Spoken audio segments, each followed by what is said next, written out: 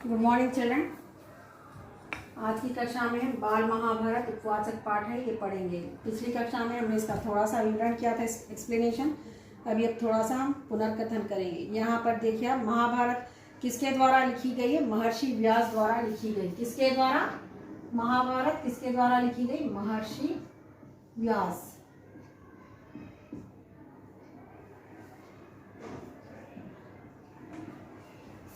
तो ये क्या है? लिखी गई कालजयी रचना और समय की लिखी गई रचना, यानी रचना की गई। पुराणों के अनुसार ब्रह्मा जी से अत्रि, अत्रि से चंद्रमा, ये सारे चीज़ों इन लोगों का पूर्वा का जन्म हुआ। पूर्वा के से आयु, आयु से राजा नहुष और नहुष से ययाति उत्पन्न, यानी पैदा हुई। उत्पन्न होना है पैदा होना,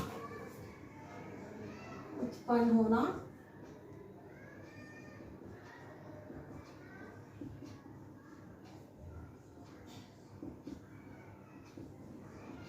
पैदा होना। तो इस तरह शांतनु से गंगाधन भीष्म उत्पन्न हुए। शांतनु के द्वारा गंगानंदन भीष्म पितामह, जिसे बाल महाभारत में आप वो सीरियल देखे होंगे, उसमें भीष्म पितामह के नाम से मशहूर है, भीष्म उत्पन्न हुए। उनके दो छोटे भाई थे, चित्रांगद और विचित्रवीर्य। क्योंकि उनके माता पिता का देहांत होने के कारण भीष्म अपने दोनों भाई विचित्रांगद और विचित्रवीर्य को का पालन पोषण करने के लिए अविवाहित रहकर, यानी अनमैरिड रहकर, विवाह न करके अपने भाइयों का पालन पोषण करने लग गए। लेकिन शांतनु की मृत्यु के पश्चात भीष्म ने अविवाहित रहकर अपने विचित्रवीर्य के से राज्य का पालन किया। वहाँ पे वो राजगद्दी को संभाले और चित्रांगद बाल्यावस्था में ही चित्रांगद नामक गांधर के द्वारा मारे गए। और छोटे भाई को किसके द्वारा मारे गए? गांधर के द्वारा उन्हें मार दिया गया। फिर भीष्म संग्राम में विपक्षी को परास्त कर, यानी ऑपोजिशन वालों को परास्त करना। विपक्षी यानी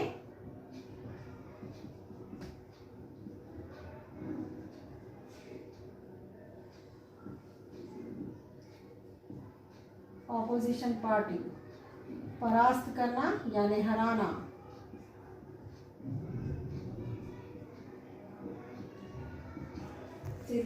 चित्रांगद का देहांत होगा, उसने उन्हें किसने मारा? गांधर ने मारा। उसके बाद विचित्रवीर्य के लिए एक राज्य पर हमला किया। उनके अपोजिशन पार्टियों को परास्त करके, यानी उन्हें हराकर काशी राज की दो कन्या यानी दो लड़कियों को, अंबिका और अंबालिका को हर लाए।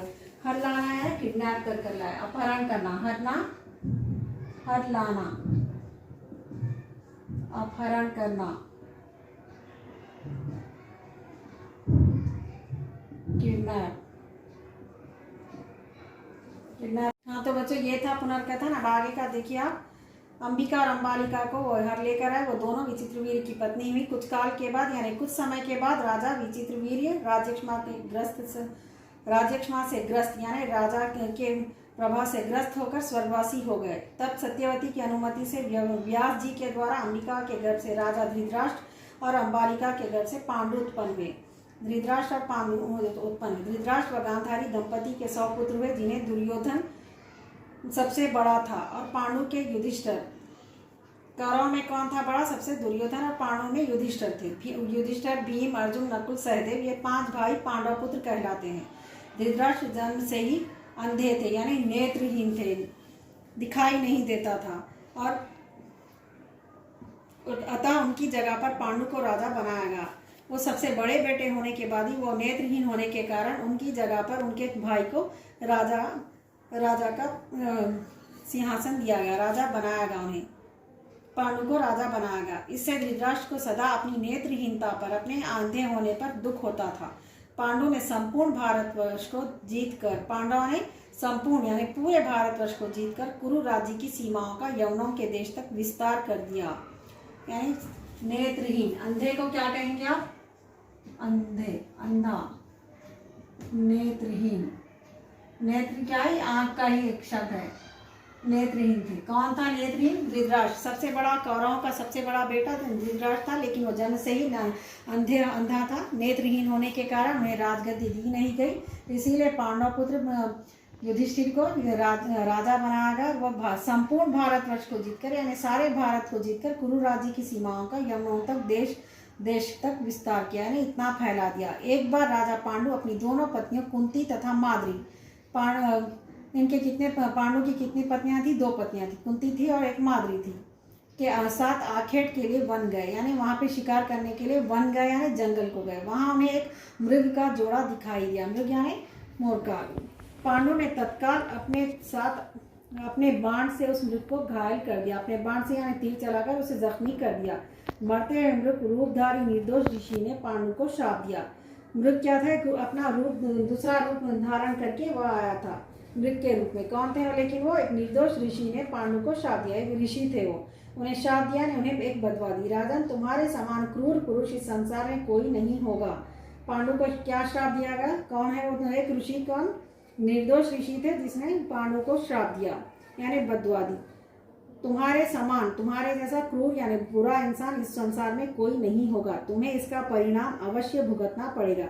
इसका परिणाम यानी इसका फल अवश्य यानी जरूर भुगतना पड़ेगा, यही मेरा श्राप है। इस श्राप से पांडु अत्यंत दुखी हुए यानी बहुत दुखी हुए, बहुत अफसोस हुआ और अपनी रानियों से बोले, हे देवियों, अब मैं अपनी समस्त वासनाओं का त्याग कर यानी अपने जो भी फीलिंग्स है, अपने इमोशंस है, सारी चीज़ों का त्याग कर यानी कुर्बान करके इस वन में ही रहूंगा।